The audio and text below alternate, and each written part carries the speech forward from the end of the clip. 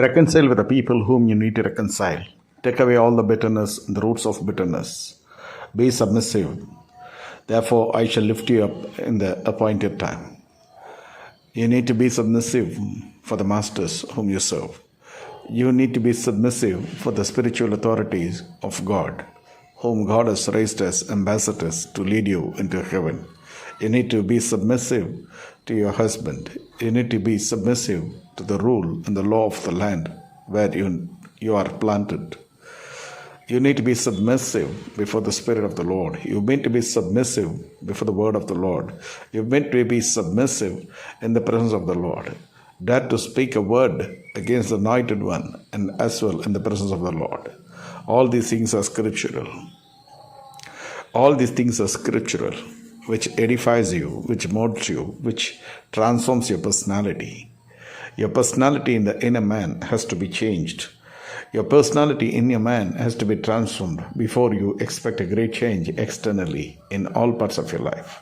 Still you stay in Egypt without any transformation, with a stubborn heart, and there is no miracle. You can get a promises, you can get a prophetic utterance, but whereas all it will take place according to your submissiveness in the heart, according to your humbleness in the heart, according to your attention which you pay for my word in terms of obedience.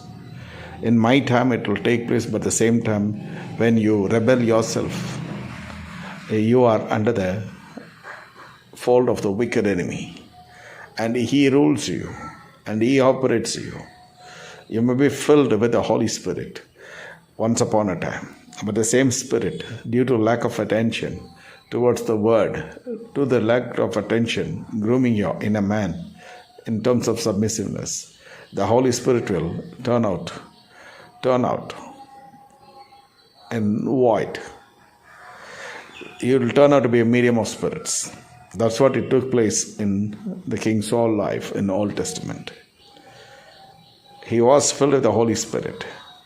He was filled with the Holy Spirit, but the casualness which he paid for my word, and casualness which he paid for the prophet, which all together it turned out the Holy Spirit into evil spirit from my presence.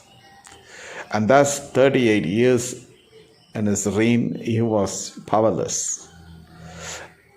All through his life, he was hating the real anointed one who was sent for a rescue in his life. Check your life. Are you battling with the anointed who was appointed for a rescue in your life? Check your life in my presence. My children, do not battle against God. You can battle against man. Therefore, God can command a victory. But battling with God always makes your prosperity into wilderness, makes your green pastures a prosperous green field into wilderness. Make sure that you don't proceed things in an ungodly manner. Wait in the presence of the Lord. Your mornings will turn into dancing. Your petition is heard in heaven.